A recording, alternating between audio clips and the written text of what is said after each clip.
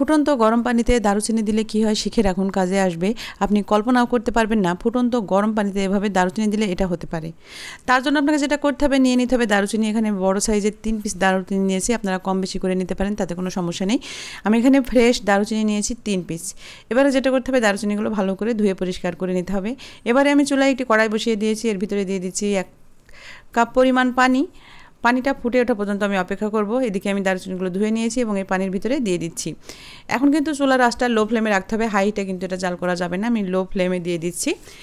লো ফ্লেমে দেওয়ার পরে আমি এটা আস্তে আস্তে জাল করব। জাল করতে করতে যখন দেখবেন দারুচিনির কালারটা হালকা হয়ে আসছে এবং পানির কালারটা চেঞ্জ হচ্ছে, তখন বুঝতে পারবেন যে এটা হয়ে গেছে। তো দেখুন দারুচিনিগুলো দেওয়ার পরপরেই কিন্তু একটা ফেনা সৃষ্টি হচ্ছে, আর এভাবে কিন্তু ফেনা হবে। তো যখন দেখবেন এরকম আস্তে আস্তে ফেনা হচ্ছে এবং ফেনাটা আস্তে আস্তে একেবারে কমে আসছে, তখন কিন্তু এটা হবে। অলরেডি কিন্তু ফেনা কমতে শুরু করছে, দেখতে পাচ্ছেন। এবারে আমি এটা ঘড়ি ধরে 3 থেকে 4 মিনিট ফোটাবো, খুব বেশি কিন্তু ফোটাতে হবে না। দেখুন আমি অলরেডি কিন্তু 3 মিনিট ফুটিয়ে নিয়েছি। 3 মিনিট ফোটাতে দেখুন পানির কালারটা কিন্তু অনেকটা চেঞ্জ হয়ে গেছে, আর ফেনাটাও কিন্তু আস্তে আস্তে কমে আসছে।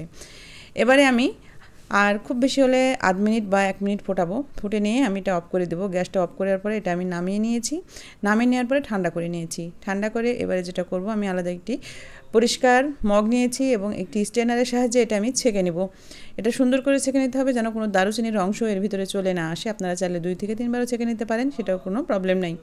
আমি এটা সুন্দর করে ছেঁকে নেওয়ার পরে পরবর্তী স্টেপে চলে যাচ্ছি। আমি এখানে দিয়ে দিচ্ছি লিকুইড ডিশওয়াশ। আপনারা চাইলে কিন্তু এখানে ডিটারজেন্ট পাউডারও ব্যবহার করতে পারেন। আমি এখানে 2 টেবিল চামচ পরিমাণ লিকুইড ডিশওয়াশ দিয়ে দিচ্ছি, আর এখানে যদি ডিটারজেন্ট পাউডার দেন সেক্ষেত্রে 1 চামচ দিলে যথেষ্ট। এবারে আমি এটা ভালো করে মিশিয়ে নিয়েছি।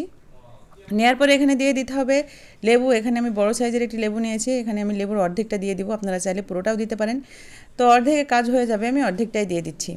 আর লেবুর রসটা কিন্তু অবশ্যই ছেঁকে দিতে হবে, তাই আমি স্ট্রেনারের সাহায্যে এভাবে লেবুর রসটাও ছেঁকে দিচ্ছি।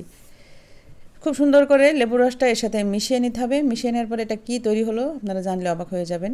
এটা এতটাই উপকারী একটি জিনিস হবে যে আপনারা কল্পনাও করতে পারবেন না। বাজার থেকে আপনারা যতই হাজার হাজার টাকা দিয়ে জিনিসটা কেনেন না কেন, এই জিনিসটার উপকারিতা আপনি ভুলতেও পারবেন না যদি শুধুমাত্র একবার ব্যবহার করে দেখেন।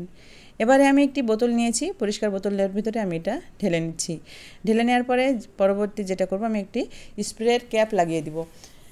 এটা কি করবেন, আপনার বাসার আনাচে কানাচে পিঁপড়া, তেলাপোকা, টিকটিকি, মাকড়সার উৎপাত যদি থাকে এটা স্প্রে করে দিবেন। দেখবেন এই ঝাঁজে ওরা টিকতে পারবে না। এখানে যেই দারুচিনির একটা ঝাঁঝালো ভাব আছে, পাশাপাশি ডিটারজেন্ট পাউডার আছে, পাশাপাশি লেবুর রস আছে, সবগুলো মিশে কিন্তু এরা 1 সেকেন্ডও বাঁচতে পারবে না। দেখুন আমি স্প্রে করার সঙ্গে সঙ্গে কিন্তু এরা একেবারে শেষ হয়ে গেছে। এবারে আমি আরেকটি কাজ করে আপনাদের দেখাচ্ছি। এখানে মাকড়সা রয়েছে, আমি মাকড়সার গায়েও স্প্রে করছি। স্প্রে করার সঙ্গে সঙ্গেই কিন্তু এরা শেষ হয়ে যাবে, এরা 1 সেকেন্ডও আর থাকতে পারবে না। এভাবে আপনার বাসার তেলাপোকা, টিকটিকি, পিঁপড়া, মাকড়সা কিন্তু খুব সহজেই দূর করতে পারবেন।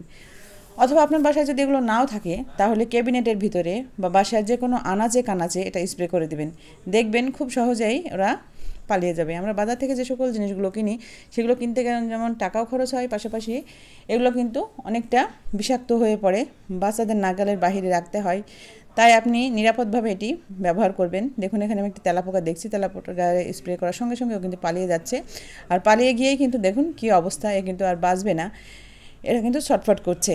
তো এভাবেই কিন্তু আপনারা আপনার বাসার এই সকল জিনিসপত্র থেকে মুক্ত হতে পারবেন খুব সহজেই। ভিডিওটি অবশ্যই ট্রাই করবেন, ভালো লাগলে লাইক দিয়ে দিবেন, শেয়ার করে দিবেন। সবাই ভালো থাকবেন। চলে আসবো নিত্য নতুন টিপস নিয়ে। সেই পর্যন্ত বিদায় নিয়ে নিচ্ছি। আল্লাহ হাফেজ, আসসালামু আলাইকুম।